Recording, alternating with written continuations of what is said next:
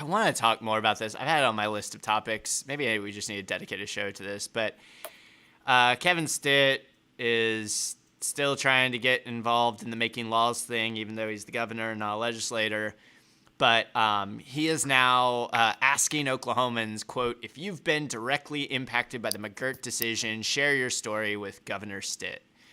So I've got some like pretty good contacts who know a lot about this, who've been like slowly but surely educating me on this. And like the funny thing, they're not funny, two kind of ridiculous things about this topic. One is that McGirt is just about pretty much strictly about jurisdiction. It's just who is responsible for dealing with what. So it's like now instead of the state being responsible, it's the tribes and the federal government, who oftentimes do a better job and have way more resources to prosecute crimes or to work shit out. So it's like, it's not even clear to me that like, were I the victim of a crime, I wouldn't rather be a victim in one of these jurisdictions because I would probably get a better deal out of it and get treated better and get, you know, my issue taken care of more. So that's like step one. The second fact is, and this one's a little weirder, is that Stitt is using, I don't have it up here, but like one of the things Stitt's using is kind of this Willie Horton effect where he goes after like, now McGirt is reviewing like this former, you know, guy that murdered a 9-month-old and like he might get out, even though of course that's not what McGirt does. It just means they have to run through the federal or the tribal system. But like what's really weird about that attack line is like one of Stitt's commutations killed 3 people like within a year of getting out. Mm-hmm. He weirdly doesn't talk about that. And I'm not, you know, and like to me, the argument about letting people out, we should just let people out. Freedom isn't free. We should provide more resources. Because again, if you look at the guy who killed 3 people after Stitt commuted his sentence, it is incredibly obvious that this person had extreme mental health challenges and just needed more support. And of course, the state did not give that to him. They just sent him back to their family. But like, it's really weird that Stitt's taking this argument of like, oh, McGirt's going to let out someone potentially, but like, I definitely just let someone out that did something terrible. So two weird things happening on the McGirt thing with him. Well, and I have to say to take I don't know if you can take a darker moment in this, but my personal story with that is that my childhood abuser is part of an indigenous tribe. And so I was contacted regarding this McGirt decision and about his decision to try and get his case heard in a federal court, and in hopes of getting a better sentence or getting released. And so it has been difficult to like process that. However, I don't understand how my personal like grief and struggle with this like weighs against a tribe getting their jurisdiction and understanding that these are members of a nation that is federally recognized. And I trust in federal courts. I trust in tribal nations to not let this horrible man out who was a child abuser. And I trust that they will do that. And there are so many people who have come up to me and been like, this is horrible. Like, this is going to ruin it. He's going to get out. Like, there have been people who have come up to me and be like, he's going to come find you. And it's like, why on earth would you say that? Like, I trust these people. And they're like, well, you know, they're a rudimentary court, like, are their court systems up to date? I'm like, this isn't even in their court systems. Like, you don't know the basic issue of what is happening with this. And yet you feel the need to come up and try to scare me into not having compassion and understanding about the historical prevalence of sovereignty. And so while Stitt is asking for these stories, and these stories are heart-wrenching and it is hard to grapple with, it's, you know, it's not something that like gets to triumph over tribal sovereignty. Yeah.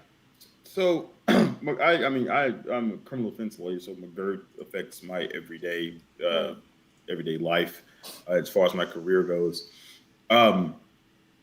So, thinking about what Stitt's motivations are, right? I believe Stitt's motivations are to use McGirt as a cultural grievance to galvanize an element of Oklahoma's electorate to be against the McGirt decision, hopefully to pressure either both the courts and the voters into limiting McGirt in some way that will protect economic interest. So McGirt right now is a jurisdictional issue, right? It's a criminal jurisdictional issue.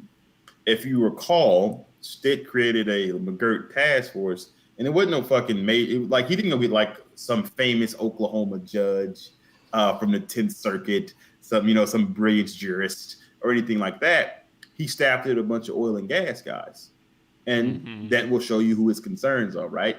His concerns are the oil and gas guys. They're concerned about one concern being, okay, if they have tribal jurisdiction, can they say we can tax oil and gas interests in addition to, and the state cannot, as state and gas revenue?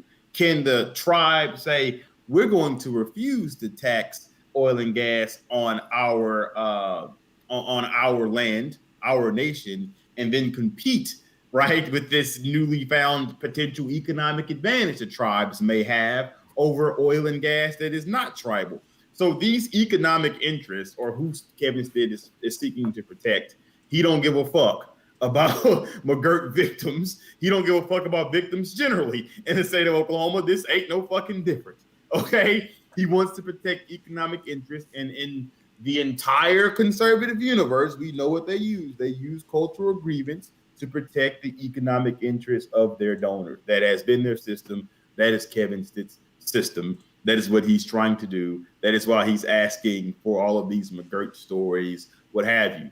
To give you an idea, that you should go look at the Major Crimes Act. Many of the violent crimes that Native people, Indigenous people are accused of, the federal government has had jurisdiction to do that for quite some time. The state of Oklahoma was just doing it, right? And now for more minor offenses, the tribal courts will now take on that jurisdiction. They are ramping up in response to McGirt. They're like, motherfuckers is not woke. I practice every day people who, even minor crimes, right? The DUIs, the larceny of merchandise from retailers and the like, people are not skipping off without the power of the state. And by state, I don't mean state of Oklahoma. I mean the state of the federal government or the nation. They are active in those cases. They have they've hired more AUSAs. They've received grants from the Department of Justice. They've hired more appeal attorneys to look at this. This is being, motherfuckers is not skipping free. But if you want to protect economic interests, and the only way you can do that is to lead into cultural grievances, then the old playbook is to find, right, some 2 or 3 outliers and say, look at what's happening. This person, the state of Oklahoma had to drop charges, and you leave it there. Well, okay, state of Oklahoma dropped charges. Did the tribal courts or the federal courts pick it up? Is it a major crime? Now what will happen with the federal courts? Oh, by the way, let's be frank. In many situations, I'm not a fan of this. In many situations, as far as how long you would be in prison if you are convicted, if you plead guilty, you rather be in state courts than the feds. So let's be frank about what this actually means.